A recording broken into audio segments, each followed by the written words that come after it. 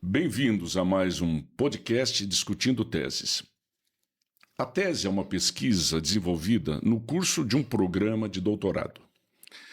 Em sendo assim, o conteúdo específico do programa variará de acordo com a natureza da pesquisa que reproduza, dentro de uma abordagem que desejamos o mais inclusiva e compreensiva do assunto que se cuida.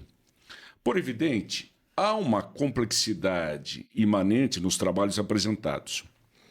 E buscamos, dentro dessa perspectiva, trabalhos excelentes, trabalhos que por si só se destaquem, claros, objetivos. Quanto à questão da concisão e de uma eventual prolixidade, isso são figuras estilísticas e que ocupam efetivamente um papel secundário e que não desmerecem qualquer trabalho técnico-científico. E mais, é algo que se quer descobrir, é algo sobre o qual alguém, o estudioso, o pesquisador, o intelectual se debruça para trazer novas aquisições para a sociedade. E que deve apresentar relevância, deve apresentar valor. E que uma relação dialógica se estabeleça entre os distintos, mais afins, componentes metodológicos. E que este diálogo seja o mais profundo possível, buscando-se mais uma vez a excelência. O progresso da ciência e do evoluir social disso dependem, de mediocridade, de lugares comuns, de senso médio, basta o cotidiano. Basta o dia a dia, com todas as suas simplicidades que nos absorvem. O princípio da igualdade deverá ser mantido. Dentro desse postar, numa tese, se os autores utilizados forem contemporâneos ao pesquisador, sua pesquisa não poderá utilizar autores, pensamos, de menor hierarquia acadêmica. Para um mestrado, tolera-se mestres. Para uma especialização, de doutores para baixo, mestres, especialistas. Para uma graduação, aceita-se tudo. Quiçá, até aquilo que a internet e esses sites que trabalham com as massas, sem qualquer valor conceitual, qualquer valor científico, se aceite. Aliás, qualquer um escreve e publica hoje. Hoje discutiremos, em Discutindo Teses, a obra produzida por esse intelectual espetacular, o professor doutor Alessandro de Oliveira Soares. Este homem vai tratar dos mecanismos de democracia direta no constitucionalismo ibero-americano. Análise comparada. E uma obra que foi realizada em regime de dupla titulação entre a USP e a USAL, entre a Universidade de São Paulo e a Universidade de Salamanca, tendo por área de concentração Direito do Estado. O nosso convidado, ele é professor doutor pela USP e também pela USAL, e mais do que isso, é professor titular de graduação e pós-graduação da Universidade Presbiteriana Mackenzie. Sob perspectiva do trabalho apresentado, podemos, o que é difícil, mas algo assim muito grotesco, dizer que o nosso convidado é um comparatista, algo profundo e da qual ele explanará com maior. E o que envolve um nível de acuidade, um nível de percepção, um nível de pesquisa, eu diria superior à média. Fora o trabalho hercúleo que isso representa em termos não só de levantamento bibliográfico, como de um trabalho que vai se reverter na escrita que produzirá o seu texto acadêmico. Em sendo assim, O estudo analisa mecanismos da democracia direta estabelecidos no âmbito do atual, constitucionalismo latino-americano europeu. Por principal ordem comparativa, as constituições espanhola de 1978, a do Brasil de 88, a venezuelana de 1999 e a equatoriana de 2008. Diversas modalidades institucionais de participação direta no campo das decisões político-estatais. Em sendo assim, tem por objetivo encontrar semelhanças e diferenças. Falará sobre referendo, plebiscito, iniciativas populares e algo que não temos no nosso ordenamento, pelo menos não numa via direta, fora a questão do impeachment, que também irá abordar, a questão da revogação de mandato eletivo. E o que muitas vezes ele também pautou isso, a questão da sabotagem, sempre numa figura de um vice possível, amigo, inimigo. Então, a tese é de que a Constituição Federal de 88, quando comparada a de outros sistemas político-normativos, traz a nossa um desenho normativo, palavras do autor, conservador, em termos de democracia direta. Então, por isso, acho que podemos já dar início aos trabalhos e vamos ouvir esse homem brilhante, preparadíssimo e que vai ser um prazer escutá-lo. Por gentileza, professor doutor Alessandro. Wagner, eu quero primeiro agradecer muito estar presente aqui contigo e essa proposta de vocês de fazer um debate de conteúdo acadêmico, de chamar professores, porque a gente sabe muito bem que muitas vezes a gente termina, aliás, né, no Brasil hoje, muita gente termina a tese, termina uma dissertação numa faculdade de Direito ou numa faculdade de Ciências Sociais, bom, qualquer faculdade, e você acaba nunca mais retornando à sua tese, ao seu mestrado, ao seu livro originário, e aí vai passando os anos, é como se as pessoas não se interessassem. E como a gente vive numa época onde as pessoas não leem quase, ou pelo menos se pressupõe que elas estão lendo cada vez menos, a premissa fundamental é que o seu livro acaba virando uma espécie de presente para alguém e acaba ornando alguma estante, algum local, e nunca é aberto, nunca é lido e nunca é pensado. Então eu agradeço muito aí essa oportunidade de poder falar da minha pesquisa, de poder trazer um pouco da minha pesquisa e as pessoas que logicamente se interessarem também poderem procurar. E agradecer também a apresentação, porque eu acho que eu nem mereço essa apresentação, esse seu elogio, vamos dizer assim. Eu confesso que eu tenho cada vez mais me desafiado do ponto de vista acadêmico, pensado o que é a carreira acadêmica, quais são os seus grandes desafios, o que é pensar academicamente no Brasil contemporâneo, e eu me vejo muito mais como um pensador com defeitos do que qualidades. Então, eu agradeço muito aí as suas palavras. Ouso discordar. E, de todo modo, acho que vale contextualizar o início, como eu pensei, primeiro que contextualizar, a gente pode falar também datar aqui, porque eu comecei a pensar nesse doutorado em 2014. Então, nós estamos falando aí do ano de 2014, 13, 14, 15, 16, 17 eu termino o doutorado. Né?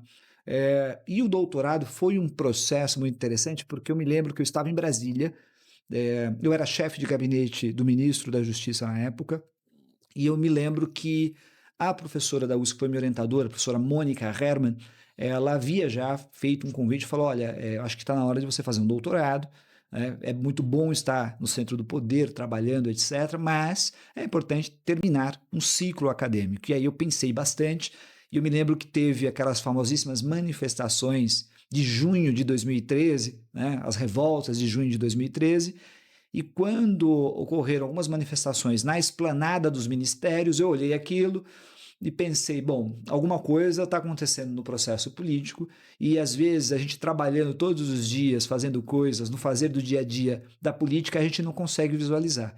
E talvez o campo acadêmico pode ajudar, pelo menos, a eu entender um pouquinho o que está acontecendo e pensar num aperfeiçoamento, e eu pensei naquela época já num aperfeiçoamento institucional. E aí foi que eu voltei para São Paulo, e aí comecei a pensar, bom, o que estudar com relação ao aperfeiçoamento institucional.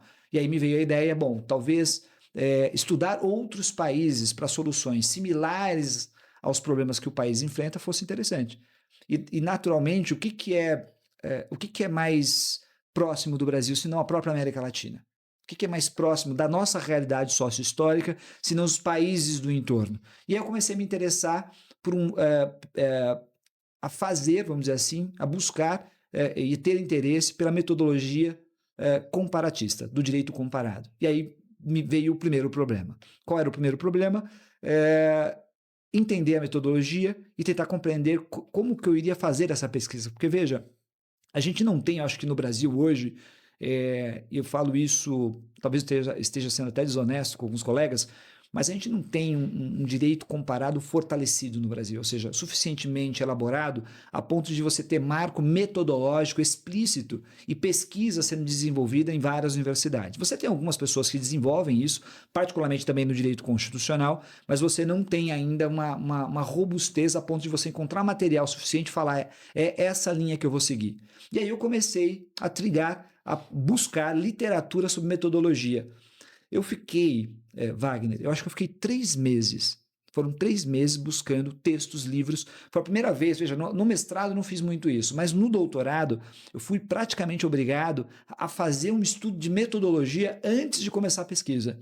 Só que esses 3 meses, que foram, eu posso dizer para você que foram 3 meses intensos, eu busquei muito texto, muito artigo, livros, busquei livros no exterior. Eu me lembro que era uma época que o livro não estava tão caro como é hoje, e eu comprava, né, por sites na internet do exterior, chegavam na minha casa, eu lia esses textos, até que depois de 3 meses, e eu posso falar que foram 3 meses de exaustão, né, de pensamento, de leitura, eu cheguei à conclusão que eu não sabia nada. É como se tivesse dado uma espécie de pane intelectual. Eu falei, bom, eu não sei exatamente o que é essa metodologia do direito comparado, porque existem tantas perspectivas, funcionalista, estruturalista e assim por diante, que eu comecei a ficar um pouco perdido. E aí eu fiquei em pânico, como todo estudante, veja, eu perdi. Foram 3 meses de pesquisa e eu não tinha nada de pesquisa ainda, só tinha metodologia. Então eu estava me dedicando, já era um tempo, eu me lembro que eu já tinha acabado os meus créditos do doutorado, já tinha um tempo, já tinha queimado um bom tempo de pesquisa em metodologia e não havia começado a tratar do meu objeto, que era a democracia direta. E aí me deu aquele pânico, eu me lembro que eu fiz uma viagem ao Equador, era uma viagem de pesquisa, e aí eu fiquei pensando, bom, está na hora de eu começar, eu tenho que deixar de lado essa questão metodológica, embora eu vá utilizá-la, mas eu tenho que ir direto para o meu objeto, senão eu vou ficar louco, porque eu precisaria praticamente 1 ou 2 anos para tentar entender o que era a metodologia comparada para começar a fazer a pesquisa.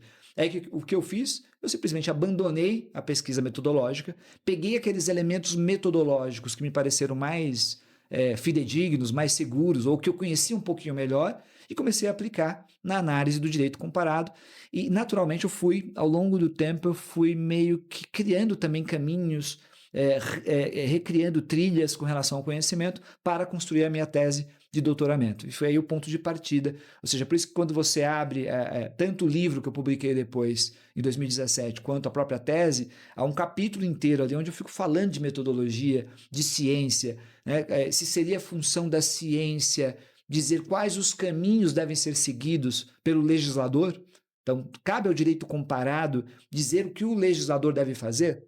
Ou o direito comparado é só um instrumento para que o legislador utilize? Cabe ao pesquisador do direito dizer o que é o melhor caminho para o país? A minha resposta foi positiva. Eu acho que um pesquisador pode sim, no final da sua comparação, da sua análise, ele pode chegar a uma conclusão de que, olha, talvez frente a essa realidade sócio-histórica, o melhor caminho institucional seja esse aqui. E aí eu posso também depois, se você quiser, falar um pouco sobre as ilusões do trabalho, porque a gente começa um trabalho por gentileza. cheio de ilusões. E aí eu posso dizer que eu já comecei, vamos lá, né? As pessoas fingem, né, Wagner? Você sabe disso. As pessoas começam o trabalho já sabendo o que elas querem criticar. Eu já sabia que eu queria criticar a Constituição de 88. Não é que a minha conclusão chega à conclusão que a Constituição de 88 é conservadora. Eu já tinha todas essas impressões. Tá, mas dentro disso, cadê o mito, se não é pelo menos como colocar, da neutralidade científica? O pesquisador tem que ser neutro naquilo que diz que a ciência ela tem que ser neutra, ela tem que ser objetiva, ela tem que ser direta, ela tem que fugir de intervenções subjetivistas. Até que ponto isso é verdade? Antes do mais. Olha, para alguns, essa é uma pergunta já respondida há muitos anos, e para os que eu acho que são mais realistas, essa é uma pergunta irrespondível. Não sei se nem o termo irrespondível é o correto, mas basicamente é uma pergunta que é praticamente impossível você dar uma resposta certeira e exata. Talvez o grande delírio nosso, a gente é do direito, o grande delírio do Estado de Direito é a realidade ser mecânica.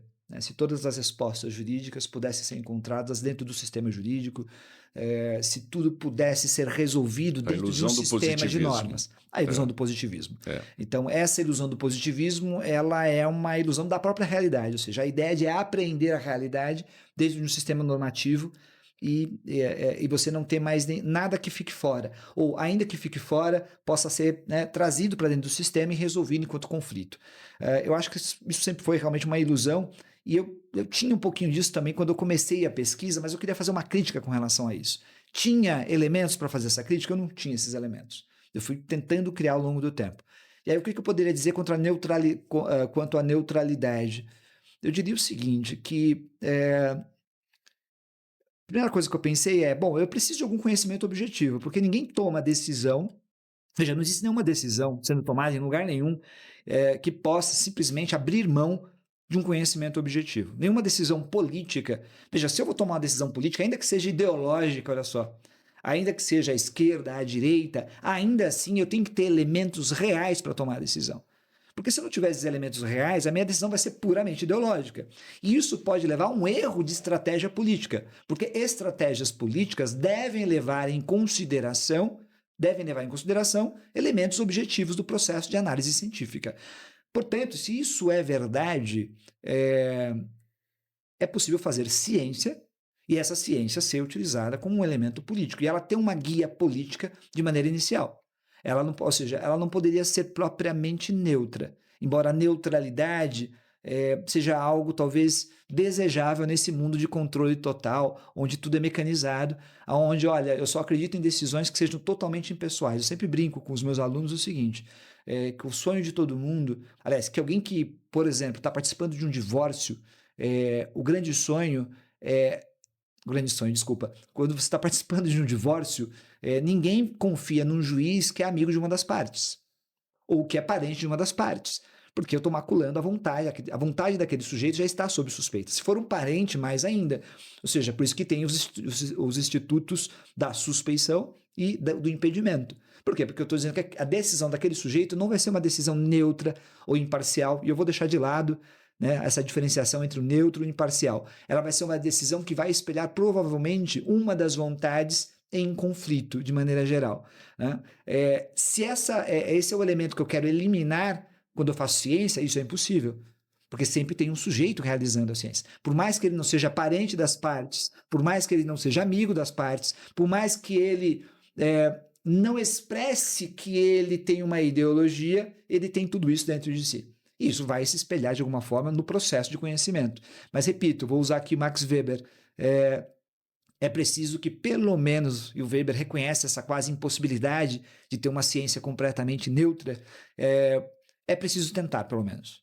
Então, Weber chega à conclusão, olha, é verdade que a minha narrativa sobre a neutralidade das ciências sociais pode ser uma quimera, pode ser um sonho, mas eu acredito que a gente devesse tentar, pelo menos. Bom, se isso também é mais uma ideologia, a gente pode até discutir, mas o fato fundamental é que é quase impossível o pesquisador não entrar na pesquisa já com um conjunto de valores ou de pré-questionamentos, mas isso não invalida que eu tenha conhecimento objetivo com relação à realidade, que ele possa ser utilizado de maneira estratégica por quem faz política, por quem vai pegar aquilo ali ideologicamente embora já tenha algum elemento ideológico, e vai utilizar dentro do processo de conflito político. Então, eu diria para você isso, Wagner, que eu acho que tem um elemento a própria discussão sobre a neutralidade é ela mesma também talvez uma ideologia. Então, na ideia do projeto, dentro de enquanto um pressuposto lógico, ela já vem carregada de valores. É bem carregada isso. de valores. E a partir disso, de alguma forma, todo o trabalho será uma consequência disso. Isso. E não significa que esse trabalho é uma mera propaganda. Eu já vi, nós já vimos, né, Wagner? Tem trabalhos que você lê e fala, isso aqui é uma pura propaganda, ou não tem pé nem cabeça, ou quando você pega um livro e faz uma crítica, fala, olha, talvez você tenha sido contaminado demais ideologicamente, e isso fez com que você, eu sempre falo isso do ponto de vista político, às vezes a pessoa está tão animada para fazer o conflito político que ela esquece que ao fazer uma análise política, ela também está alimentando os seus parceiros, vamos dizer assim, do seu bloco de luta pelo poder. E você não pode iludir o seu próprio bloco. Você pode querer criar uma ilusão geral, mas você não pode transformar aquilo que é uma propaganda, mera propaganda, que não diz respeito propriamente a elementos objetivos, e fazer com que aquele bloco que você está comandando analise como se aquilo fosse uma realidade. Porque aí você vai ter um problemão, porque as pessoas vão começar a acreditar no que você está dizendo de maneira tão estratégica que elas vão errar nas decisões que vão tomar. Então as pessoas começam a tomar a realidade, né? Então quando as pessoas falam, olha, a sociedade brasileira é totalmente conservadora, veja, isso pode ser um discurso. Né? Entra Bauman. Aí você pode ser um discurso, você pode estar... A ação estratégica. Agora, você precisa trazer isso para o real, ou pelo menos no grupo menor que vai tomar a decisão, fala, olha, nós sabemos que não é isso. Nós sabemos que nós estamos exagerando. Nós não estamos dizendo aquilo que a ciência está captando de verdade. A realidade não está assim. Nós estamos dizendo para fora, porque nós estamos fazendo propaganda, agitação, mas para dentro nós temos que ter uma análise correta e objetiva. E quem diz análise correta e objetiva são esses pensadores aqui que estão trazendo esses elementos importantes aqui de tomada de decisão. Para fora é outra coisa. Para dentro não dá para ser assim. Por isso que tem que ter algum elemento objetivo no processo científico, mesmo que ideologicamente demarcado. Se é que o processo científico já não é, por si só, ideologicamente demarcado, já que é feito pelo próprio ser humano dentro do campo de relações sociais. Né? Ele já chega comprometido no processo. É isso. E considerar esses diferentes vetores, quando se fala, principalmente do seu trabalho, de um constitucionalismo comparado, em modelos de uma ação direta, de uma democracia direta, naquilo que... Como ficaria, então, todos esses vetores? O intelectual, a visão deste intelectual, o político, a classe política, com seus comprometimentos ideológico-pragmáticos, e as massas. Como que ficaria isso? Olha, eu acho que a gente tem... As massas são para manipulação, como diria Nietzsche? Pois é. Bom, vamos... eu acho que... Eu fui tratar de um tema, e aí...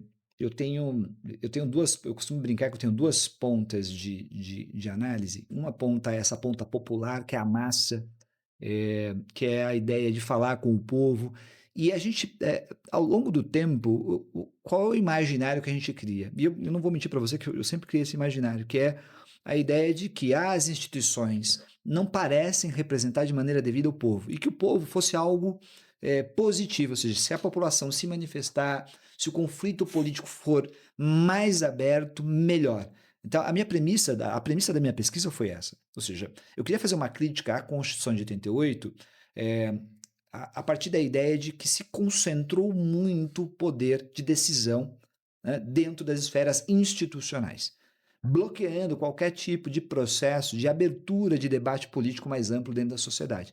O que gera dentro da sociedade blocos que eu vou chamar de... não despolitizados, mas seria um processo para despolitizar a sociedade. O que tem muito a ver, que tem muita relação, de maneira geral, com o constitucionalismo pós-Segunda Guerra Mundial na Europa. Ou seja, a ideia fundamental era, bom, como é que a gente faz para reduzir ou ter mecanismos de redução de conflitos sociais, porque nós temos um certo receio ou uma certa suspeita com relação ao popular, ao povo, que também não é muito diferente daquilo que o constitucionalismo dos Estados Unidos sempre também se guiou a partir da Constituição de 1787. Então, tem uma guia antipopular, de um lado, que é a institucional, que eu acho que se forma após a Segunda Guerra Mundial na Europa, e que nós vamos receber, porque nós somos um constitucionalismo periférico, né? Ou seja, os países centrais produzem muitos elementos e conceitos e praticamente transportam ou faz uma espécie de migração até o continente latino-americano ou até o sul global, onde nós vamos adotando esses institutos, né? E eles importam até os pensadores e a doutrina para nós, para uma espécie de... E aí a gente pode falar um pouco disso, né? Do sistema periferia e centro na questão do direito, mas a gente vai receber isso também, ou seja, a gente vai receber instituições que tem a ver com limitação do povo, com desconfiança, com medo da manipulação popular, ou seja, eu preciso de instituições que bloqueiem a possibilidade de um líder, né, ou de um órgão, não precisa ser um presidente da república, não precisa ser um rei, pode ser o próprio parlamento, ou seja, eu tenho que desconcentrar de tal modo o poder, deixar um poder tão difuso e baseado não necessariamente em voto popular, não necessariamente numa decisão pública ou num debate público, de modo a impedir qualquer tipo de manipulação, sob a premissa que a massa é manipulável e que em determinado momento poderia surgir um regime totalitário ou um regime ditatorial. Eu acho que essa sempre foi a premissa e era a premissa que eu queria atacar na Constituição de 88. Por isso que todo o meu trabalho ele não foi na direção de reafirmar as instituições europeias, até porque elas têm os mesmos defeitos, eu diria,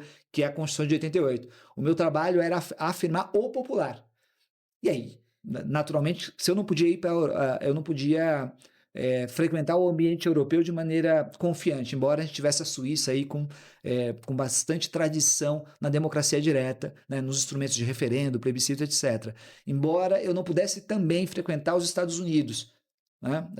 Aliás, embora eu não podia frequentar os Estados Unidos, porque também ele não era, do ponto de vista nacional, local sim, mas do ponto de vista nacional, era muito difícil fazer uma pesquisa que me desse referências mais robustas, embora eu utilizei sim os Estados Unidos como ponto de referência da democracia e da atuação de governos a partir da democracia direta, porque acho que vale até um comentário depois à parte. E aí me sobrou o quê? América Latina como elemento fundamental. Aí você pode me perguntar, Wagner, e a Espanha surge onde? Né? Eu diria para você, a Espanha surge porque meu doutorado era em Salamanca. Falei, bom, eu tinha que prestar, vamos dizer assim, uma certa como é que eu posso dizer? Eu tinha que prestar um certo... uma reverência. Uma reverência, a palavra não era respeito. bem... eu tinha que, pelo prestar contas, acho que melhor, né? Falar, olha, eu estou fazendo doutorado na Espanha, eu acho que também, né, trazer algum elemento para o constitucionalismo espanhol seria interessante, seria importante, até porque eu estava na Universidade de Salamanca também fazendo doutorado. Então eu juntei, né, Equador, Brasil, Venezuela. Peguei Equador e Venezuela porque já tinha um conjunto de críticas realizadas a esses países também, com relação ao populismo. Então eu tinha que fazer um embate. No fundo, a minha tese era esse embate entre essa manipulação da massa, que é um discurso muito comum dentro do populismo, tá? E a questão de instituições mais fechadas dentro de si. Como é que eu faço esse equilíbrio entre as duas coisas? Né? Existe, logicamente, um conjunto de pensadores do constitucionalismo moderno que vão numa outra direção. Então, eles olham essa instituição fechada, olham a necessidade de neutralizar o povo, o popular, com medo, logicamente, de totalitarismos e coisas do gênero, e aí ela aposta no constitucionalismo mais uma vez. Como é que ela faz essa aposta? Ela simplesmente olha para as constituições europeias e fala, bom, tem um problema democrático sim. Reconhece o problema democrático. Instituições não democráticas estão tomando decisões. Reconhecemos que instituições não democráticas, ou melhor, não representativas, que não se parecem nem com o parlamento, eu estou falando aqui de bancos centrais autônomos, eu estou falando de Conselho Europeu, eu estou falando de cortes constitucionais, ou seja, um conjunto, né, eu vou chamar aqui de um amontoado de instituições e que tem o papel fundamental de bloquear o povo, de bloquear o debate público. Isso tem um efeito. Qual é o efeito? Uma despolitização do conflito político também. Ou seja, você cada vez menos você é chamado a um debate público mais intenso. Esse debate surge novamente. É que se imaginava que esse debate estaria furtado da realidade. Ele volta pelas redes sociais hoje, a gente sabe disso, né? Mas fundamentalmente ele se bloqueou. Eh, como se iniciou uma crítica muito ferrenha a essas instituições, a falta de democraticidade, quando é que surge essa crítica de maneira mais forte? Surge a partir de 2008, a crise econômica. A crise econômica de 2008 na Europa, todo mundo falou, opa, tem alguma coisa errada também no sistema. Havia uma crítica ao sistema econômico, aos bancos, né? A questão das moradias, dos financiamentos das pessoas que estavam sendo desalojadas naquela época, mas havia uma crítica também aos governos. E aí, logicamente, no caso europeu, a crítica vai recair na União Europeia e não podia deixar de ser que essa construção analítica crítica vai acabar na questão democrática. Ora, tem um problema de ordem democrática. Qual foi a solução sempre dada com relação a isso, anterior, inclusive, a essa crise? Era a solução de, bom, vamos criar alguns institutos que possibilitem que, dentro dessas instituições onde não tenho grandes participações, eu consiga ter participação. No caso das constituições, você começa a ter, aliás, das cortes constitucionais, você começa a ter, por exemplo, amicus curiae, que se chama, né, os amigos da corte. Poxa, audiências públicas em cortes constitucionais. Televisionamento, né? Você começa a transformar a corte num ambiente mais democrático. Qual é o resultado disso? Politização da corte. Não tem o que fazer. Ela aparece cada vez mais como um parlamento. Cada vez com um ambiente, ou seja, onde você já não consegue... Veja, olha que legal, o Estado de Direito, tudo isso foi criado por uma questão do Estado de Direito, para racionalizar. Onde eles chegaram? Na irracionalidade da política, de novo. Ou seja, a política, o problema fundamental é que a política, você não consegue retirar ela fora. Você não consegue apagá-la, você não consegue borrar. Quando você chega na outra ponta, dá os 360 graus no direito, você vai bater na política de novo, que é o que está acontecendo exatamente nesse exato momento. Ou seja, o sistema bateu na política novamente no momento de crise. E aí tem todo um medo, mais uma vez, que é, bom, será que essas instituições fechadas, hermeticamente fechadas, criadas no pós-guerra, para, né, que tinha como função também bloquear, olha só, bloquear o popular. Será que ela vai conseguir bloquear esse popular numa ascensão de movimentos políticos extremistas populares? Então você tem essa dúvida hoje está colocada, o quanto vai funcionar. E a outra pergunta que nós podemos fazer para nós na América Latina é, será que vai funcionar em instituições que são muito, em tese, menos preparadas do que aquelas que passaram por regimes fascistas ou regime nazi-fascista? Uma interrogação também que fica. A minha resposta, quando eu escrevi a tese, não era essa. O que eu estou falando aqui para você agora, Wagner, é o Alessandro de 2024. O Alessandro de 2014, 15, eu não estava olhando essa ponta do iceberg. Eu estava olhando a outra ponta. E eu achava que, e hoje eu consigo concluir isso melhor, eu achava que era preciso apostar mais em debate público aberto. Menos sobre alguns temas. Então, por exemplo, direito penal, eu achava que não, em sociedades periféricas, você colocar direito penal para debate é complicado, um conjunto de elementos. Mas política econômica, social, não haveria nenhum problema de fazer um debate público mais aberto com a população. E não mediante cortes constitucionais, com amicus curiae. Isso não estava na minha visão na época. Mas esse era um outro caminho que estava na outra ponta, eu não visualizava ainda dessa forma. Hoje eu já visualizo. E eu acho mais que ao se fechar o tempo inteiro o sistema político, né, de decisão, nesses órgãos não eleitos, não eletivos, nesses órgãos técnicos, sob discussão técnica, que agora demanda a democracia, isso faz parte do problema. Ou seja, é uma solução que faz parte do problema. É como se você vai dando remédio para o paciente, realmente, e aquele remédio, embora está combatendo a doença, tem um elemento dele que está criando os efeitos colaterais, e esses efeitos colaterais, em parte, vai retroalimentar a própria doença que ele não percebe. Ou seja, é um sistema de retroalimentação. Por quê? Porque na medida em que eu não faço debate público, na medida que a população não vai à praça pública, não coloca um debate aberto com a população com relação a questões importantes do país, significa que essa população não está se preparando para pensar nacionalmente, não está se preparando politicamente para tomar uma posição política clara. Isso faz com que você tenha uma massa, né, insatisfeita o tempo inteiro, né, preparada para um líder chegar e dizer, olha, gente, esse sistema não vale nada, esse sistema não é democrático, portanto, eu posso representar você. Sabe aquelas demandas que vocês têm e que o sistema controlou? eu vou dar amanhã de manhã para você. Veja, isso não é nenhuma solução fácil. Eu vi até um colega falar isso, que o populismo vem de soluções fáceis. Eu não acho que o populismo vem de solução fácil. Né? Pode ter um ou outro populismo em um país ou outro que vem de uma solução fácil. Não me parece que o fascismo vendeu uma solução fácil. E não parece que ele não entregou algo. Me parece que ele entregou. Não me parece que eles eram pessoas completamente, né, desconectadas da realidade, enganando pessoas. Eles entregaram algo. E aí que está a questão. Reconhecer que o populismo, né, entrega algo é reconhecer o próprio perigo do populismo. Porque se um populismo ou um populista, no sentido negativo, e eu posso considerar o sentido positivo do populismo, não entrega algo, tá tudo bem. Porque se não entregar algo, você normalmente vai ter problemas políticos. O problema é quando o populismo entrega algo. E aí você tem um nível de satisfação e o conflito. Né? Então, acho que esses são os grandes problemas. Então, quando eu elaborei o trabalho, a minha perspectiva era popular. Era uma crença. Eu continuo com essa crença? Em parte ainda assim. Mesmo considerando a necessidade, o medo do povo, eu considero que ainda tem um elemento popular que deveria ser importante, deveríamos apostar mais para amplificar direitos. Porque o ponto fundamental é que o sistema político também controla a expansão de direitos. Então eu precisaria ter alguma sistemática para expandir. É claro que isso se dá com conflito político. Porque tem gente que tem grupos sociais que não vão ser a favor.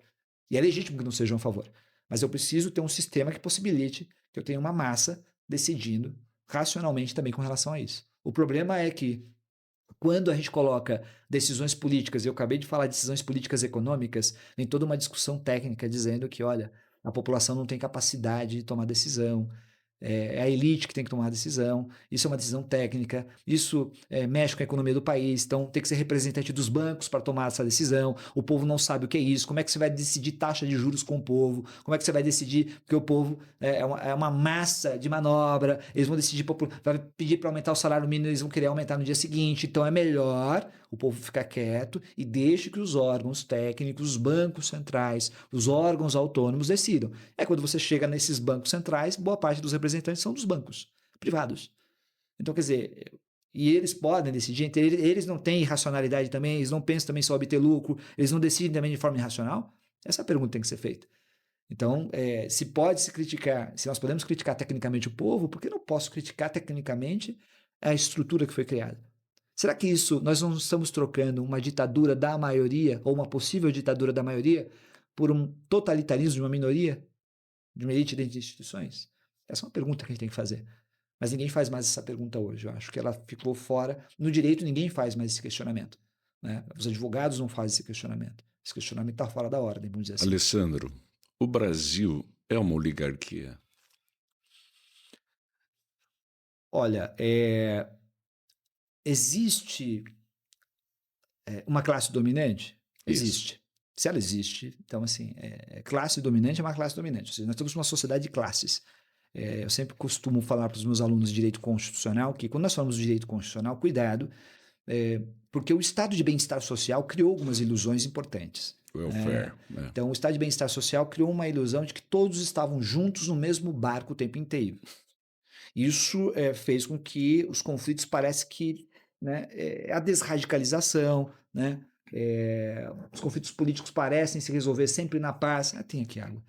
Parece se resolver sempre de maneira pacificada, não tem conflito. Olha só, todo mundo está recebendo um pouco, os empresários estão muito bem, o setor financeiro está bem, a população está tendo aumento de salário. Então, eu acho que esse período, não é a primeira vez na história, Wagner, deixa eu lembrar. Eu lembro que alguns autores sempre diziam que antes da Primeira Guerra Mundial era um pouco similar. As pessoas, quando estão num período de paz, imaginam, e por longo tempo, elas esquecem, olha só, elas acabam jogando para debaixo do tapete, né, da psique humana o período, né, de trauma, os períodos de guerra, os períodos de crise, etc. Isso faz com que você relaxe a ponto de achar que todos os elementos repressivos, né, de abuso de poder podem ser relaxados nesse momento. Então eu não preciso mais, olha, calma, não tem mais nenhuma ameaça, a gente não precisa ter mecanismos de controle do poder tão fortes, a gente pode, né, deixar a coisa um pouco mais solta, a gente alivia as defesas.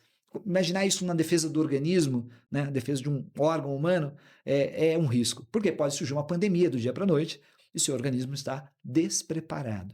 Então, os períodos de bem-estar social criaram um pouco essa ilusão. Então, quando a gente chegou na década de 70, 80, todo mundo imaginava que, bom, agora é só reorganizar o sistema.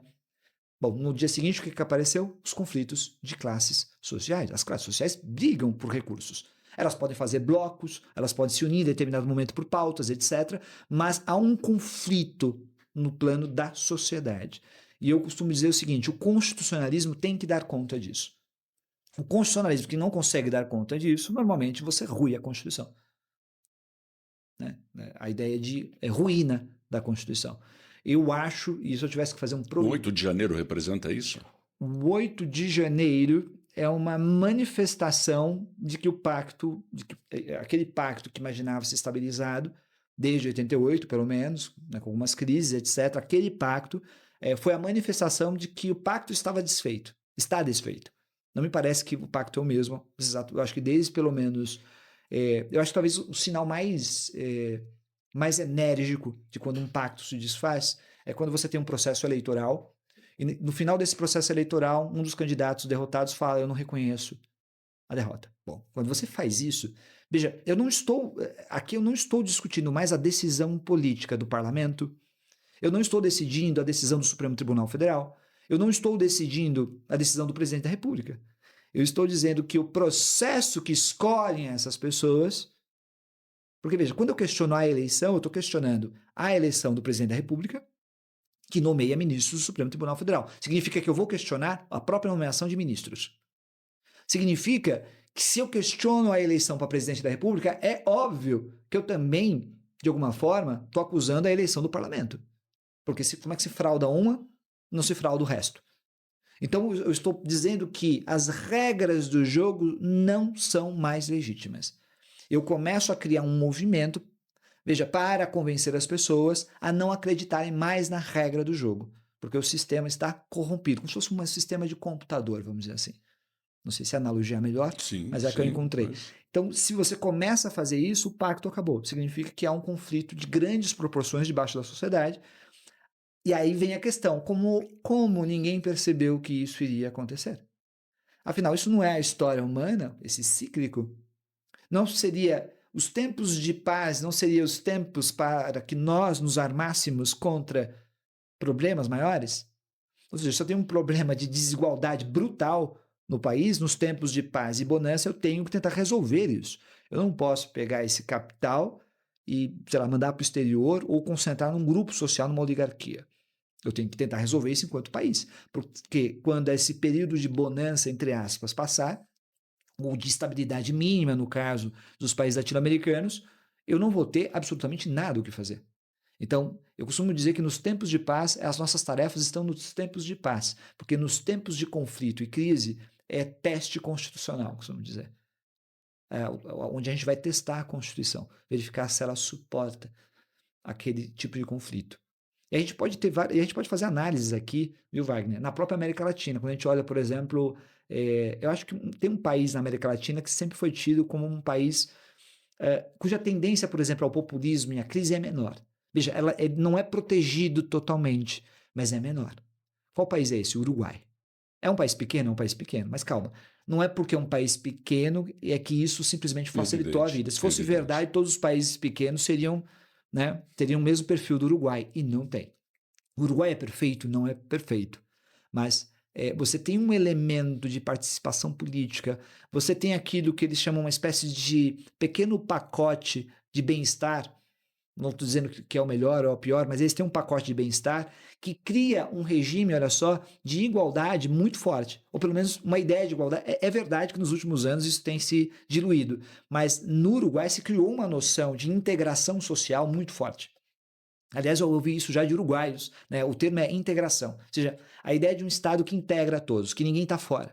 No caso da América Latina de maneira geral, e o Brasil não é exceção quanto a isso, nós temos uma desintegração, se a gente pudesse pensar dessa forma. Ou seja, há uma parte da sociedade que está desintegrada, né, do mínimo existencial. Eu estou falando basta a gente pegar dados de saneamento básico para a gente se revoltar. Então, se eu tenho uma massa, eu estou falando de 40, 50, 60 milhões de pessoas que estão fora de qualquer possibilidade de uma vida digna no país. Bom, como é que você faz com esse tipo de país? Como é que você faz para vingar? Então, veja, vamos pegar um modelo como o uruguaio. O modelo do Uruguai é um modelo igualitário. Ah, mas é impossível aplicar isso no país, é um país pequeno. Tudo bem, mas veja, não há outra solução. Né? A solução não é criar instituições, né, amicus curiae, né? A solução, veja, eu não desmereço que uma corte constitucional tenha que fazer isso, e nem os teóricos que fazem isso. Mas eu acredito que a questão está no processo de empoderamento popular, veja, não é um empoderamento cego, empoderamento do dia para a noite, é um empoderamento com certos limites, até para evitar, evidentemente, uma espécie de ditadura da maioria cega. É um alinhamento a partir da igualdade, eu costumo dizer. Esse alinhamento de participação popular. Isso parece ser uma solução melhor, por quê? Porque é uma solução que nós vemos no Uruguai, por exemplo, no plano da própria integração. Vale lembrar que o Uruguai, eu acho que depois, é considerado até por alguns a Suíça brasileira no sentido de democracia direta. Vale dizer aqui. E assim, toda vez que, aliás, eles decidiram até questões econômicas, eles decidem, privatização. Eles têm direito de fazer um debate público.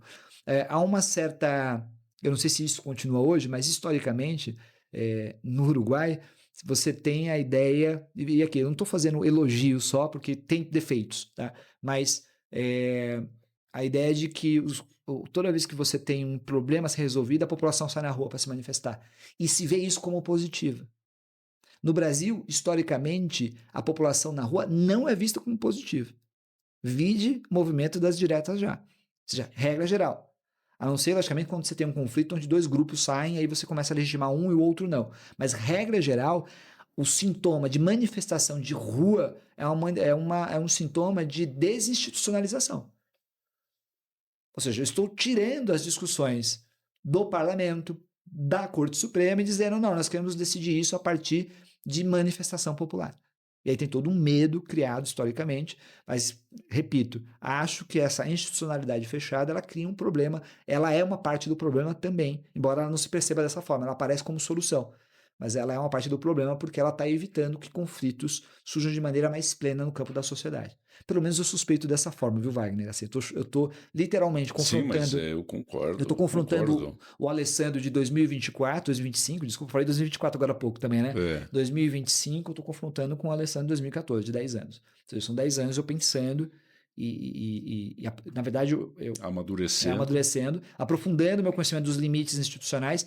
Eu entendo o medo, né, daqueles que pensaram as instituições como órgãos fechados, o medo da democracia direta, mas eu acho que o meu trabalho ele foi uma aposta na democracia direta. Inclusive com direito a um chute lá, eu até chutei quais seriam as reformas constitucionais que o Brasil deveria fazer para aperfeiçoar o seu regime constitucional no plano da democracia. A democracia no Brasil, como você afirma num determinado momento, ela é expressão de dominação política? Toda democracia é uma expressão de dominação política, na medida em que nós estamos falando de sistemas democráticos e países. Então, ainda que fosse no mundo grego antigo, se é lícito falar e voltar na história, né, ainda assim é um sistema de dominação. Ou seja, nós estamos falando de instituições políticas de dominação. Onde há dominação, há exploração, como diria Max Weber, do homem pelo homem, vamos dizer assim. Há um nível de exploração, e quando nós falamos de exploração, é exploração econômica.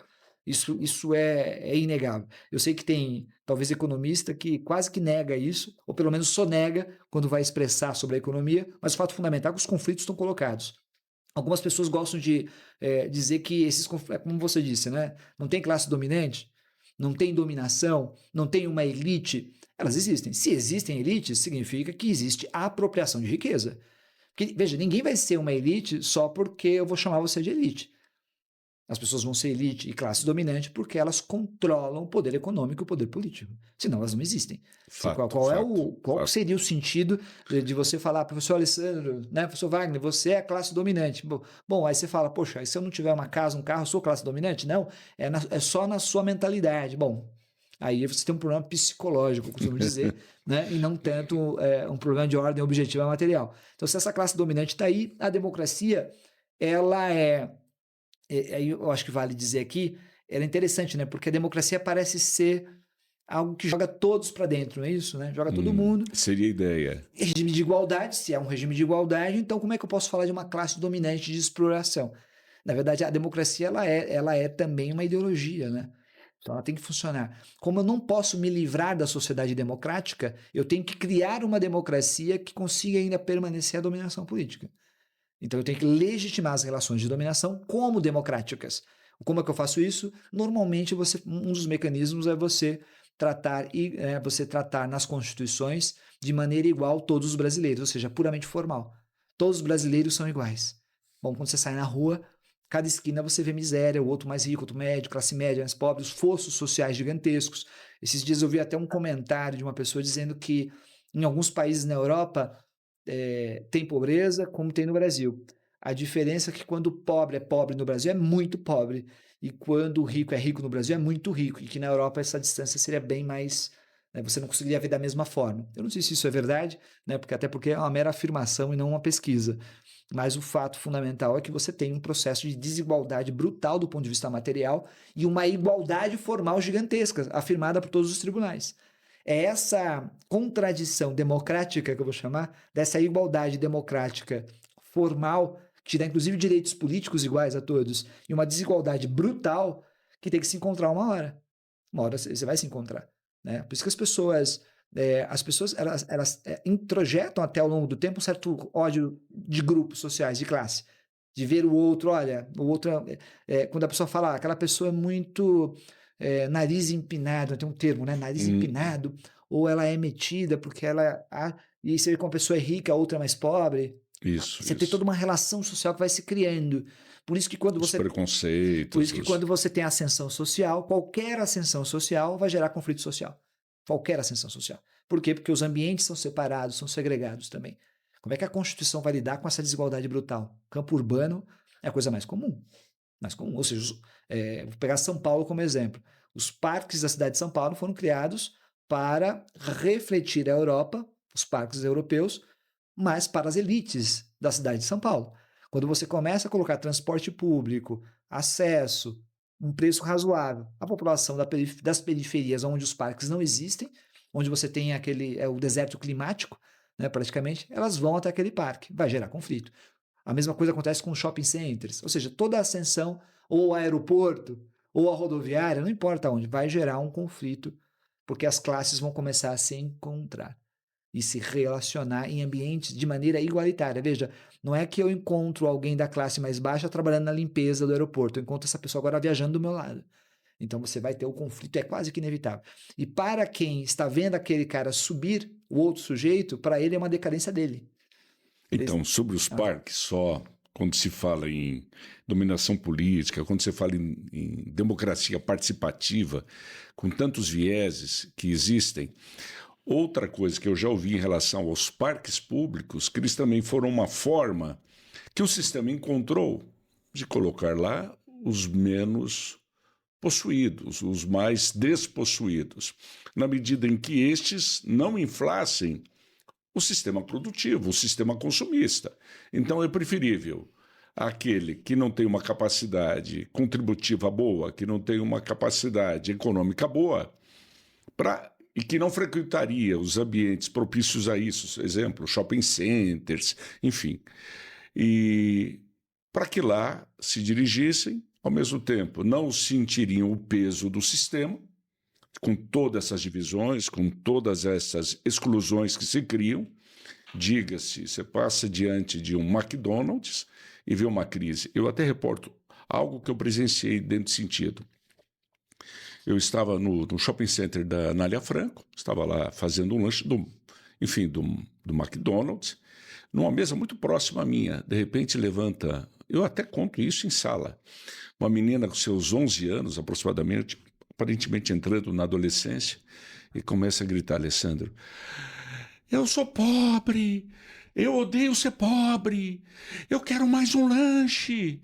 E a mãe já desesperada, a menina entrou seria uma crise histérica, porque queria mais um lanche, já tinha comido o seu. Porque eu odeio ser pobre, eu quero mais um lanche, eu estou com fome. Olha só a situação.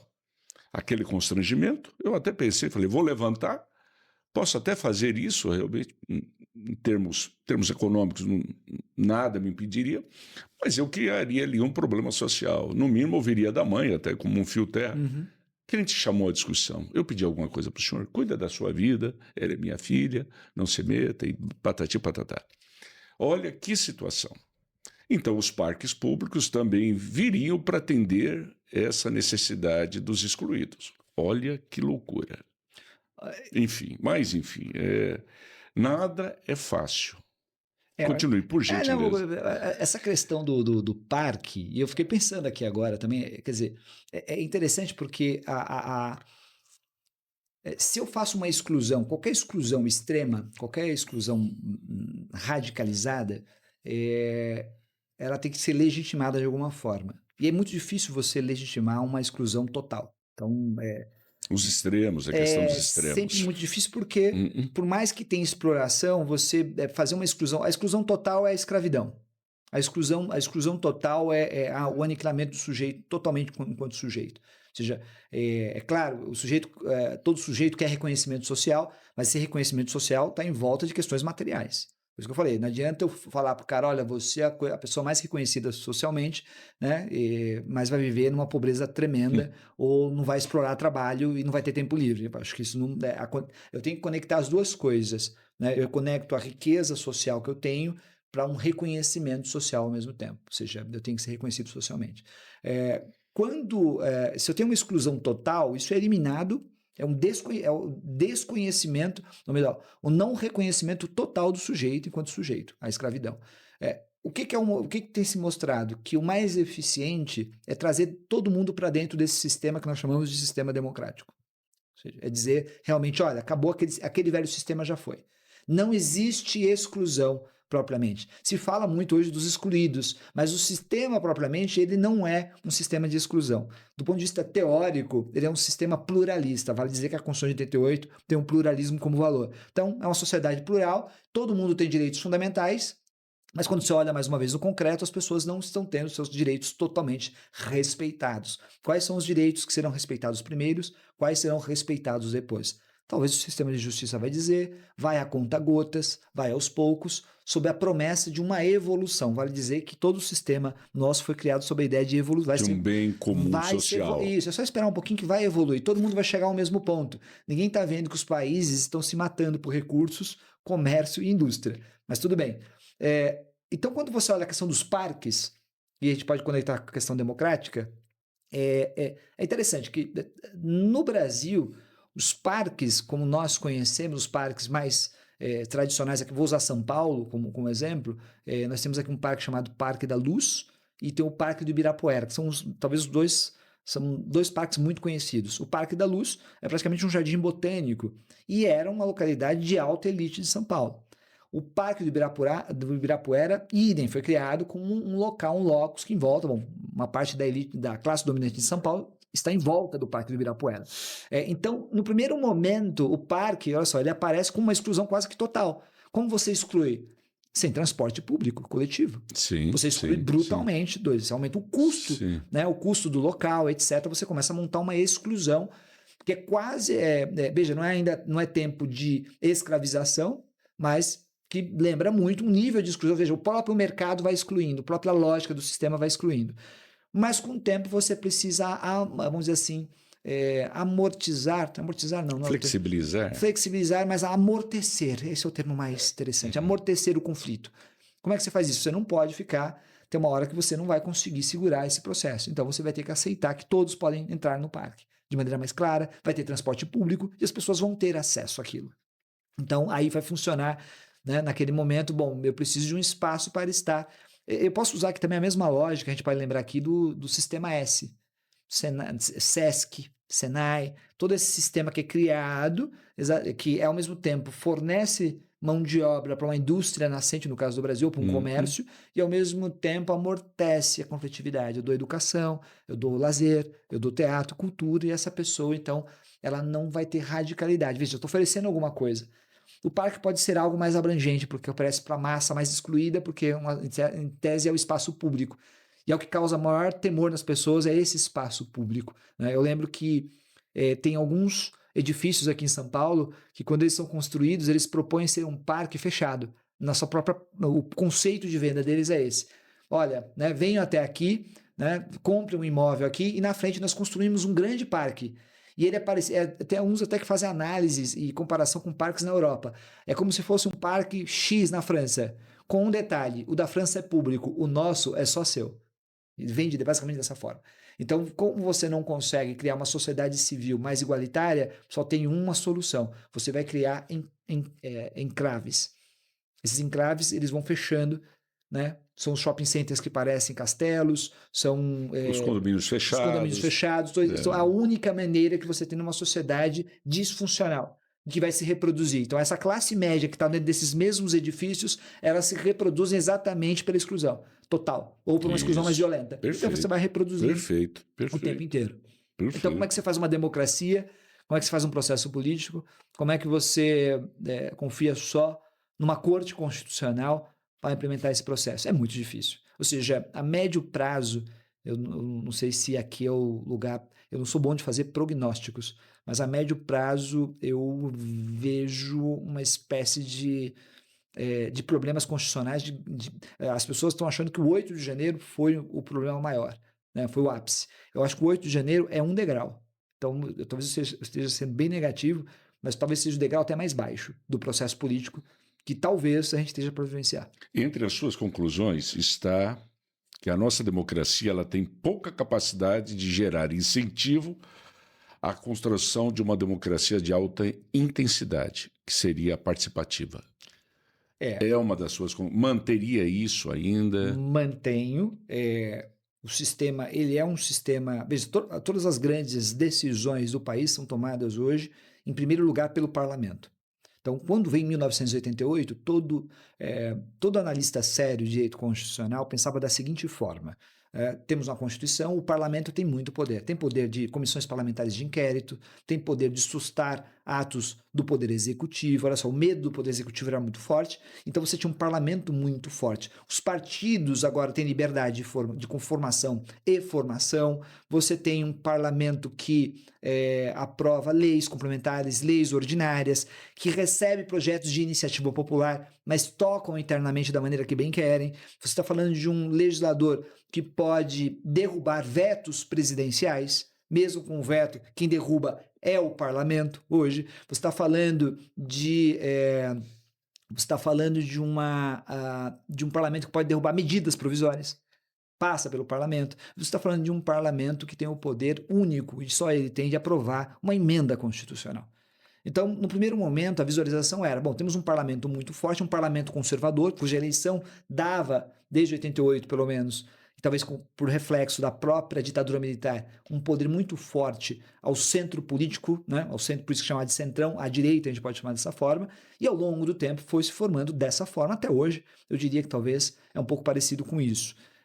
Mas ao longo do tempo, o Supremo Tribunal Federal começou a aparecer com um poder também que, ao revisar atos legislativos, começou a dar certos contornos ao poder legislativo. Então, você vai nesse caminho institucional de maneira geral. O que significa dizer, basicamente, que em nenhum momento nós estamos debatendo a ideia ou a possibilidade de ter uma dinâmica participativa maior da população. A população continua sendo espectadora. Agora, espectadora com redes sociais. Agora, cada um, 24 horas por dia, olhando tudo o que está acontecendo e sabendo o nome de ministro do Supremo Tribunal Federal. É um fato novo na história. Fato novo, o que significa uma politização que eu acho que ninguém conseguiu medir até esse exato momento. Nem os próprios ministros... Até perigosa, eu diria. Eles não perceberam. Talvez tenham percebido o risco, mas também os instrumentos... Não acho que eles tenham todos os instrumentos para lidar com esse processo, porque esse processo tem que ser resolvido também na esfera política. E ele não está sendo resolvido, acho eu, pela esfera política. Tá? Há um predomínio hoje de crítica institucional muito forte. Então, a questão... Aí tem... Então, a participação hoje seria um risco. Pois é, esse é o problema. E a massa está mais consciente, sim, por conta dessas redes. Até aí, até um diálogo que estamos ouvindo agora de retorno da censura. Olha que... O que você tem, na verdade, você tem uma... Eu costumo brincar o seguinte, que quando eu ia para a faculdade, eu ia de metrô aqui na cidade de São Paulo, pegava transporte público, eu ia sempre lendo um livro, ou estava cansado e descansava mesmo no transporte público, chegava na faculdade, entrava na sala de aula, o professor começava a aula, e eu anotava no caderno. Hoje as pessoas vão no metrô, no ônibus, descem, vão andando com o celular aberto. recebendo uma enxurrada de mensagens, uma enxurrada de informações. Não existe nenhuma maneira a gente saber exatamente, veja, cada um está recebendo dentro de certas bolhas de redes sociais, com algoritmos que ninguém controla, com algoritmos que provavelmente as empresas saibam o que está acontecendo. Elas sabem que é muito mais fácil as pessoas curtirem um ato de violência num vídeo, por favor, um ato de violência num vídeo do que um ato de benevolência importante para o país. Né? Então, isso está acontecendo nesse exato momento. Você está criando uma situação na qual eu costumo brincar que se está programando subjetivamente as pessoas. Há uma mudança subjetiva nas pessoas. E isso pode estar levando a gente a uma espécie de caos. Ou seja, eu não sei se essa... A rebelião das massas. Eu não sei se isso... Então, mas eu não sei se é uma rebelião das massas, se é uma liberdade ou se é um novo aprisionamento. As pessoas estão imaginando que é uma espécie de liberdade você ter seu celular e ficar olhando uma bolha o tempo inteiro. Mas se você estiver sendo levado a erro o tempo inteiro, sendo guiado por um algoritmo que você não conhece. Manipulado. Se você... Veja, então... Controlado, direcionado. Não que você não fosse controlado antes. Sempre foi. Agora, qual é o problema? Como essa população é uma população onde nós negamos uma politização maior, porque nós tínhamos que negar a igualdade, então, essa população, eu não vejo... Eu costumo brincar que é uma população, entre aspas, brutalizada. Se tivesse que falar. Veja, não porque ela é brutal por si mesma, mas porque... Veja, eu nego a possibilidade de participação política. Eu nego direitos. Bota a pessoa para viver, hoje em dia, pior ainda, uma precarização brutal. O que eu espero de resposta dessa pessoa? Em algum momento, ela vai ter uma resposta anti-institucional. Veja, não importa que... anti-institucional. Então, alguém vai pegar os valores que essa pessoa acumulou ao longo do tempo, escolher os valores que vão representar e vai surgir uma solução política, 2 ou 3. E vão brigar entre si para ver quem vai ser a solução final. Ou quem vai ser o populismo final. Ou seja, talvez uma nova era de populismo. E, mais uma vez, eu gosto de usar o termo grandes proporções. Né? Mas o Brasil saiu desse populismo? O que vimos aí nos últimos pleitos parece que é um renascer desse populismo, seja de direita, seja de esquerda, essa polarização. O populismo, ele é inevitável. Eu estou chamando populismo... Mesmo a Europa está passando por isso. Então, aí tem... Bom, a gente pode fazer várias divisões. A primeira, eu acho que é falar, populismo. A gente até fez, há pouco tempo atrás, um programa... De populum. Bom, como é que eu vou entender o processo? As pessoas que são pró-institucionais, os herdeiros do estado de bem-estar social, aqueles que pensam essa época gloriosa, como um autor já disse, de uma maneira muito intensa e quer revivê-la, normalmente ela vê o populismo com um grande nojo. Acho que nojo é a palavra mais interessante para a gente poder fazer uma referência a essa. Por quê? Porque, olha, é tudo porque é a negação da instituição. O populismo tem que ser uma negativa da instituição. Ou seja, aquilo que está institucionalizado, que está servindo as pessoas. Se eu tenho instituições fortes, eu vou usar aqui...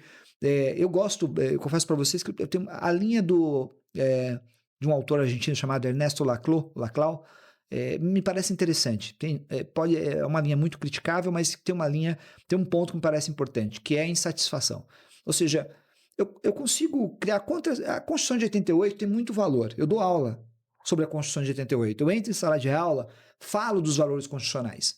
Falo da superação da ditadura militar, da perseguição da ditadura, que é importante ter liberdade de ir e vir, não ser processado. Falo dos direitos fundamentais. Falo tudo isso para os meus alunos. Mas veja, isso tem que se refletir na vida concreta, nessa desigualdade que a gente vivencia. Qual o nível de sentimento com relação a isso, eu não sei, mas tem que ter algum reflexo. Se não tem esse reflexo, não tem solução. Significa que eu vou aumentar o nível de insatisfação. Se eu aumentar o nível de insatisfação, significa que eu tenho demandas democráticas não atendidas. Demandas democráticas não atendidas pelo sistema. Quanto mais eu não atendo as demandas democráticas, mais... Aqueles valores fundamentais. Mais haverá uma necessidade de eu encontrar de esquerda ou de direita que atenda. Ou vai ser sobre uma linha igualitária ou sobre uma linha da violência. Você escolhe o que você quer. É a sua opção. Uma linha igualitária vai ser um populismo. Veja, nos dois casos você tem Estado, você tem poder. Será uma linha para quebrar elites. A outra vai ser uma reafirmação das elites e um controle maior. Você escolhe o que você quer. Mas veja, o populismo diz respeito a um fenômeno democrático. Olha que loucura. Parece democrático. E não institucional, e não constitucional, se a gente puder falar dessa forma também. Então, o que está acontecendo no mundo hoje por alguma razão, por isso que eu acho que eu não tenho dados, Wagner, para explicar isso, mas não há, acho eu, como explicar, como analisar todos os conflitos atuais, a ascensão de diversos movimentos no mundo inteiro de caráter populista, com certa linhagem e crivagem política, sem a crise de 2008. Eu acho que passa pelo econômico. Sem 2008, eu acho que nada acontece. Sem 2008, é 2008 que vai desequilibrar, desestabilizar a ordem econômica mundial. E vai forçar um conjunto de elementos. É onde você começa os partidos de esquerda na Espanha, preciso lembrar. Aonde você tem um conjunto de despejos sendo realizados nos Estados Unidos. Você tem injeção de recursos do Estado em bancos gigantescos. Há um medo sistêmico do sistema ruir como um todo, porque todo mundo sabia que tinha muito problema. Então, o sistema americano reflete isso. Totalmente. Por isso que a desindustrialização dos Estados Unidos, ou seja, a ordem econômica está mudando, a questão da ascensão da China, eu acho que tudo isso tem uma relação direta, porque, nós temos hoje um grau de exclusão, não de exclusão, mas de desconstituição e desconstrução daquilo que nós chamamos de era dos direitos industriais, que é a era do bem-estar social, gigantesco. Em que sentido? No sentido de que, olha, as relações de trabalho são outras. As pessoas estão sendo hoje, em razão da necessidade de acúmulo de capital, me parece, eu não sou economista, mas me parece que isso tem um impacto constitucional severo, que é a necessidade de acúmulo de capital faz com que eu faça do mundo do trabalho um inferno. Eu não vejo hoje, o volume de pessoas que eu vejo reclamando do trabalho, o principal tema que se você entrar em qualquer rede social e pesquisar temas com relação ao mundo do trabalho, é sempre uma crítica ao trabalho. Não são pessoas felizes. É sempre uma crítica ao burnout. O termo burnout, que alguns começaram a utilizar muito, não se popularizou à toa. É o próprio processo do trabalho. Então você não vê um modismo nisso? Não, eu vejo que diz respeito a uma estrutura real. Ou seja, há uma realidade... As pessoas estão trabalhando, ou seja, estão sendo obrigadas a uma eficiência que elas não têm. 2, se o mundo do trabalho é um sujeito com uma moto, uma bicicleta e com um aplicativo, eu te pergunto, bom, que mundo será daqui a 20 anos? O que será dessa pessoa em relação à previdência, em relação ao trabalho, saúde? Então, essa precarização mundializada, eu acho que está acontecendo no mundo inteiro, há uma precarização da classe média nos Estados Unidos, vai levar necessariamente, por isso que sem 2008, sem essa reconfiguração mundial, o cenário que está se criando hoje no mundo similar a 29? Não chega a ser similar a 29, eu acho que vai ser diferente. Tem um colega, um professor da USP, que brincava, que alguns estavam chamando alguns desses movimentos atuais de neofascismo, né? O fascismo. E ele brincava dizendo, olha, vocês chamam de fascismo porque vocês têm preguiça de pensar, porque isso é outra coisa. Bom, ainda que seja outra coisa, tem uma lembrança. E seria o quê? Também, bom, ele também não fala o que é, né? Mas você tem um movimento de extrema direita que você pode dar dá para chamar de fascismo como se fosse antigo? Talvez os elementos talvez não sejam os mesmos, o contexto atual não é o mesmo, já começa por aí. O contexto já não é o mesmo, mas tem elementos importantes que está sendo jogado nessa seara, no campo do jogo político. Então você tem hoje uma situação muito complicada no mundo que me parece, por isso que é a minha preocupação, eu falei agora há pouco também, a minha grande preocupação é a seguinte, eu sempre gosto, né, de fechar o olho e pegar esses processos que estão em andamento hoje e não imaginar que eles sejam momentâneos, que não seja um modismo. Se eu imaginar que isso tem a ver com elementos estruturais, e eu gosto de acelerar o processo. Então, basta você acelerar o processo. Vamos acelerar o processo por 20, 30 anos. Eu não estou falando da precarização de um pai, de uma pessoa. Estou falando de um pai de família. Eu estou falando do filho que também vai ser precarizado.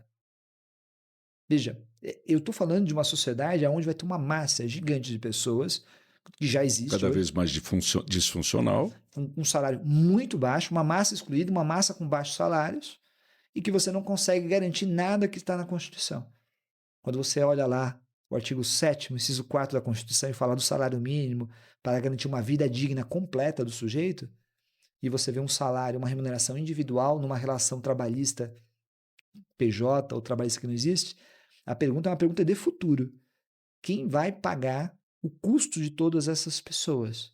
Como será pago o custo dessas pessoas dentro do sistema? Eu estou falando de saúde, eu estou falando da educação, eu estou falando de previdência social, eu estou falando de garantia de tempo livre e de direito, né, quando o sujeito tiver na terceira, quarta idade, de ter um direito à vida digna. Então, como é que vai ser custeado isso se todas as relações que ele vai construindo ao longo do tempo, toda a sua família, são relações praticamente de presente, não de futuro?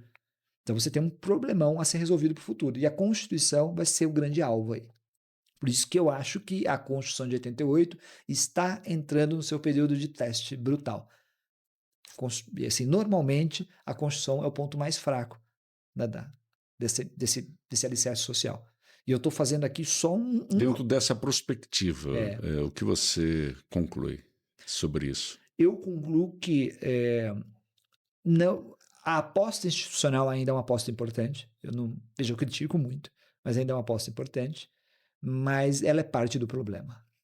Nesse caso, eu preciso pensar em questões democráticas de maneira séria, mas guiadas, ou seja, ainda sob o âmbito do constitucionalismo. Não é uma... eu não posso transformar do dia para a noite questões públicas em questões populares, achando que vão sair as melhores decisões. Eu tenho um processo a ser guiado por cima disso. Eu tenho partidos políticos, eu tenho que guiar esse processo político de uma forma que a participação seja ampla. Para isso, né, para que isso aconteça, haverá o grande desafio de ter um enfrentamento político, porque é muito importante a gente dizer aqui, eu vou ter que tirar esferas de decisão das instituições e jogar para um debate público amplo, que é o que uma parte que eu vou chamar de grupo dominante da sociedade menos quer na vida. Você cita, voltando ao Walter Benjamin, quando ele fala da questão da sacralização e como isso estaria relacionado à arte, que transferimos o sagrado para a arte. Será que, dentro de um modelo comparativo, não estaria acontecendo isso com a democracia? Dentro de uma visão tradicional, ela não estaria sendo desacralizada, não estaria dentro de um viés social se corrompendo, se perdendo? A própria inércia, talvez, das massas populares não refletiria isso? Veja, você fala instrumentos de plebiscito, referendo, iniciativa popular, são hoje praticamente letras mortas. E quando não são, o legislativo trabalha isso para, de alguma forma, não sei. Veja, aí tem a Constituição Institucional Brasileira. A gente sabe que nós tivemos aliás, é um tema que a gente podia fazer até de bate-papo extra, eu costumo brincar, que é falar da transição brasileira, a transição democrática brasileira e da tradição brasileira. A tradição brasileira é uma não participação. A gente sabe disso estruturalmente. O populismo, e aí são um punhado de professores e pesquisadores que vão ver isso, o populismo acaba assim, aliás, acho que se não me engano, o Francisco Verfort dizia que... Você cita o Verfort. Verfort dizia que o povo era um parceiro fantasma. Então, você, para possibilitar uma espécie de, entre aspas, evolução dentro da sociedade brasileira, uma modernização conservadora, você tinha que ameaçar uma parte da elite ou da classe dominante. Como é que você ameaçava? Dizendo que ia botar o povo na rua. Então, o povo foi sempre um elemento de ameaça. Mas cuidado, o povo como elemento de ameaça esse povo é um povo, entre aspas, talvez aí quase não orgânico, não organizado, a minha suspeita. Por que não organizado? Porque se ele é um povo organizado, nós estamos diante talvez de um processo revolucionário. O povo desorganizado é a massa. Vou fazer caos. Então essa massa, ela é o povo não organizado. Por isso que o populismo, ele é essa população completamente difusa, com muitas demandas, que tem que encontrar o líder. Porque se ela tivesse um partido organizado, com sindicatos, etc., ela teria um programa. Tudo bem, eu estou aqui literalmente brincando com teoria política. Mas nós já temos dois líderes messiânicos no jogo, atualmente. Mas os líderes, essa questão da liderança, ela é um nível de politização e de despolitização, se a gente pode dizer assim. Não sei se eu estou correto com relação a essa análise, mas existe um nível de populismo que a gente pode ter dentro do sistema, que é um nível de populismo que eu vou chamar aqui dentro das ordens constitucionais, dentro da ordem constitucional. O que seria esse nível de populismo na ordem constitucional? Entendo. É dizer que eu vou dar mais direito para a pessoa, é fazer um conjunto de políticas públicas enfrentando na correlação do dia a dia. O problema é quando você vê um líder que não aposta mais. Veja, uma coisa é o líder que todos os dias eu vou. E isso está no mundo inteiro. Não sei se Trump faz um pouco isso, que é um líder que todo dia está jogando com a massa. Jogando em que sentido? Organizando. Quando eu falo organizar, ele faz uma... Não é manipulação, mas ele se prepara para um conflito externo. Não é alguém que está querendo jogar para dentro da instituição. Ou seja, não é que eu quero resolver dentro da instituição. Então eu não vou fazer um palanque toda semana na Avenida X. Por quê? Porque eu vou resolver institucionalmente isso. Eu não vou me comportar como se eu estivesse numa eleição todos os dias. Eu vou chamar todos para conversar. Isso é um procedimento. É um procedimento de aposta na instituição. O quanto isso é positivo, a gente pode discutir. Por quê? Talvez uma aposta na instituição acirre quem é anti-institucional.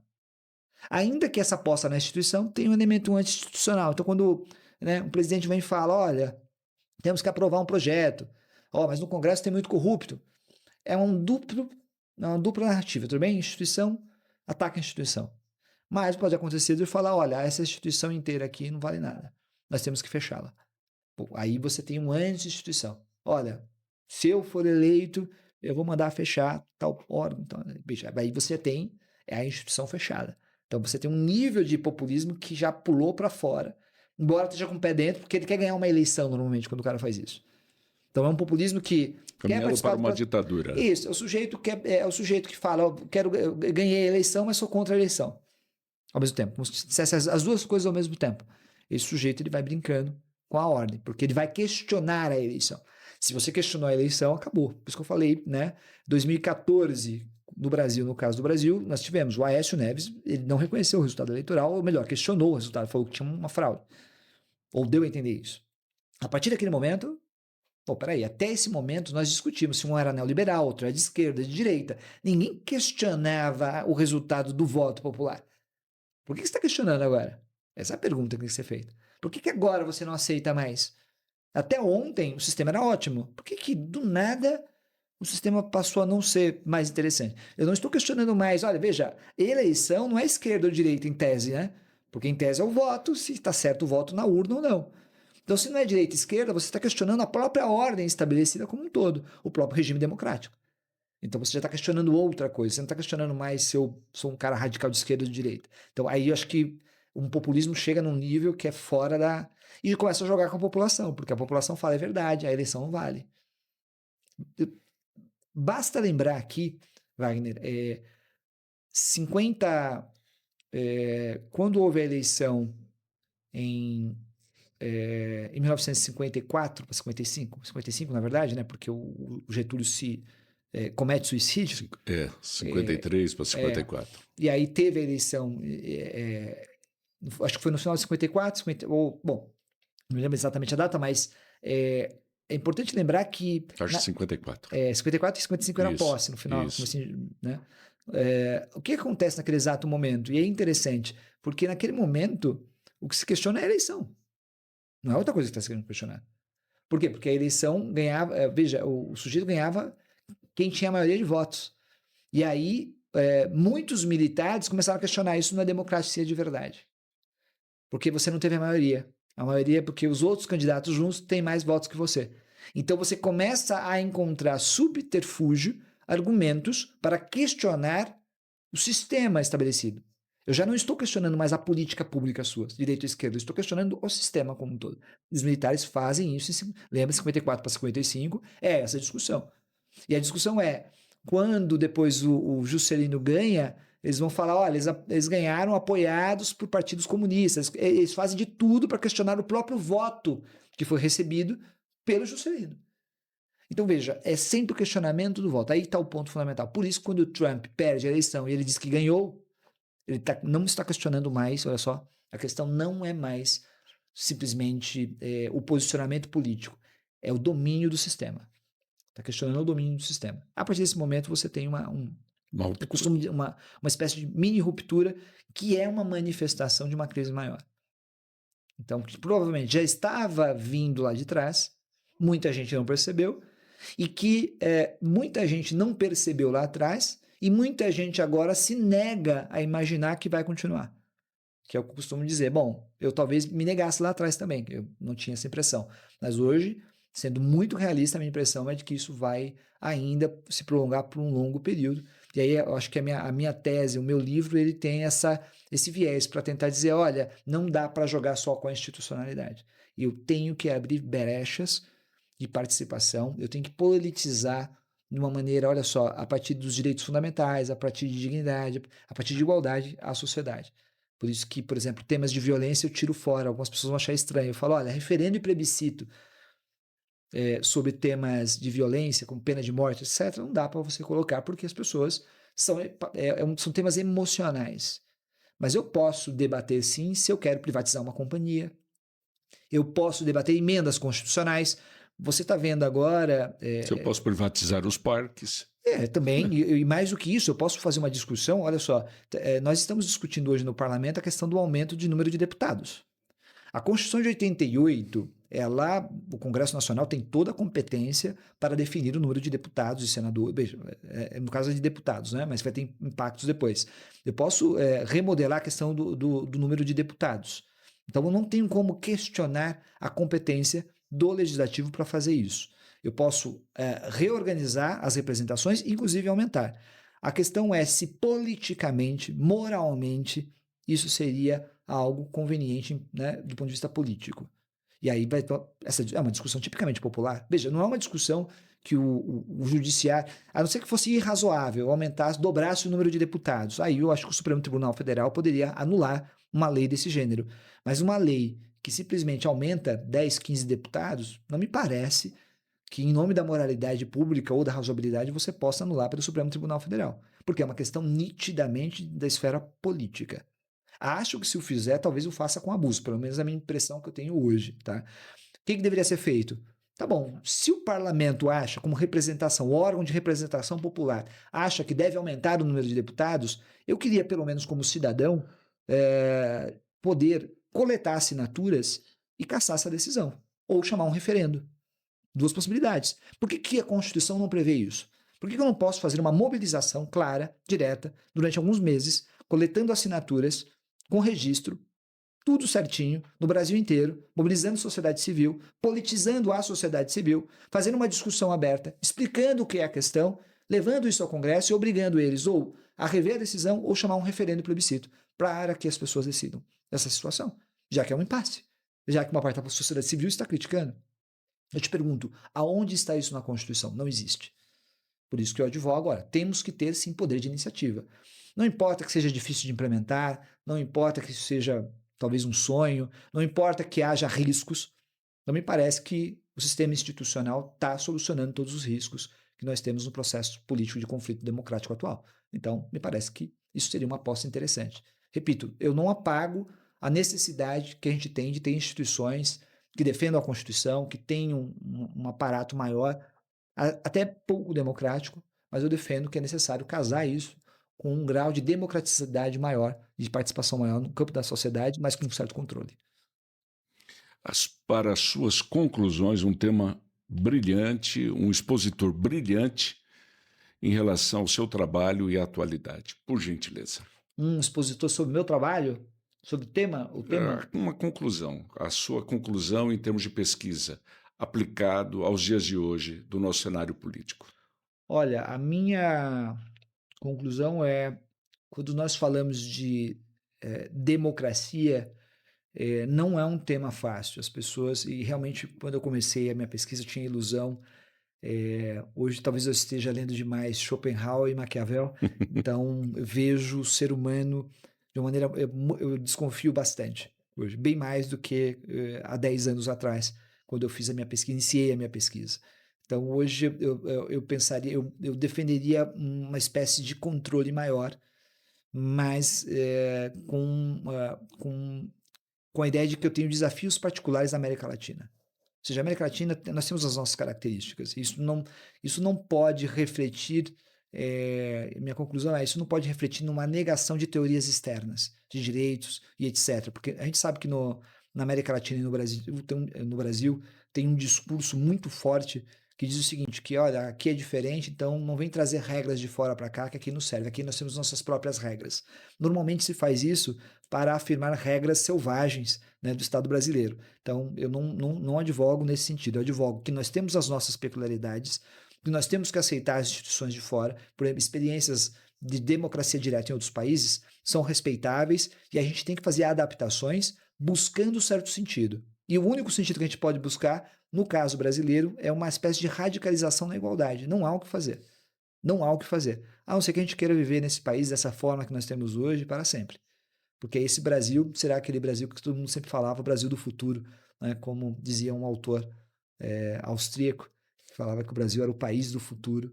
E aí, se ele é o país do futuro, ele nunca vai ser o que se chama normalmente de país do presente. Só mais uma intervenção, por gentileza, porque não dá para perder isso.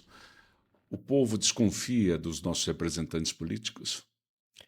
A desconfiança é inevitável do processo democrático. Se eu tenho um representante e o representante tem autonomia para tomar decisão, acabou. Veja, se eu dou uma...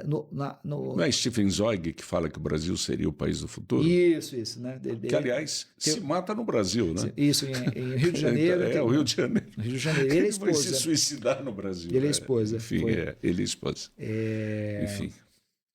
E ele é esqueci, a pergunta era... os nossos... a desconfiança. A desconfiança dos nossos representantes. Bom, do ponto de vista teórico geral, primeiro, a desconfiança é natural do processo porque as instituições liberais democráticas, elas são feitas dessa forma. Ou seja, eu dou liberdade para o cara tomar decisão lá em Brasília.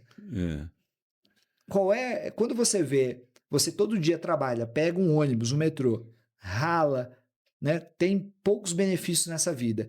Sabe que lá na frente vai ser muito duro você ter algo mais, até porque é uma massa de gente lutando todos os dias para sobreviver. E você olha um agente político pegando um avião de Brasília para São Paulo com assessores, a premissa na sua cabeça vai ser uma desconstrução quase da política. Da Força Aérea. Então a tendência geral é você... Mas veja, é uma ilusão. Veja, a população começa a comparar e ela não está vendo que, em primeiro lugar, você tem representantes que podem representar os seus interesses. Ela não vê dessa forma. Até porque ela tem uma desconexão. Ela faz política de maneira muito eventual, no dia do voto só. Por isso que eu sou... Veja, eu não acho que a gente consiga voltar para nada parecido com o mundo grego. De uma participação mais ampla, nada do gênero. Mas esse grau de despolitização, de massificação, de retirada de poder das instituições, de não debate político, né, de falta de cidadania no Brasil, leva a gente a ter um problemão de ordem de representação. E aí você pode alimentar um conjunto de desconfiança. Eu costumo dizer que a democracia liberal moderna é uma democracia da desconfiança. Por isso que você tem a eleição a cada 4 anos. A ideia é que a eleição a cada 4 anos responda a esse processo. Isso está colocado em autores antigos, a gente vai encontrar aí em críticas de liberais tradicionais, mas basicamente você teria que ter isso. O problema é quando os 4 anos já não bastam mais. O problema é quando você já... Não é que você não desconfia dos políticos, você já desconfia da política. Aí a desconfiança na instituição, no tipo de instituição. Você começa a ressaltar os seus defeitos institucionais. Então aí você começa a ter um problema de ordem maior, que eu acho que não está propriamente só na instituição, está na forma de dominação da sociedade e está no conflito aberto, né, que você tem do ponto de vista econômico, social e cultural. Bom, hoje discutindo teses, professor doutor duplamente Alessandro de Oliveira Soares, falando do seu belíssimo trabalho, que aliás já está publicado. Qual é o nome da obra? Democracia, o nome até mudou um pouco. Isso. É a democracia direta no constitucionalismo europeu e latino-americano. Uma análise comparada Brasil, Venezuela, Equador e Espanha. Doutor, muito obrigado pela sua participação. Foi uma coisa excelente e espero que todos assistam. Mas muito obrigado. Eu que agradeço muito aí o convite e precisando, estamos aí. Muito obrigado.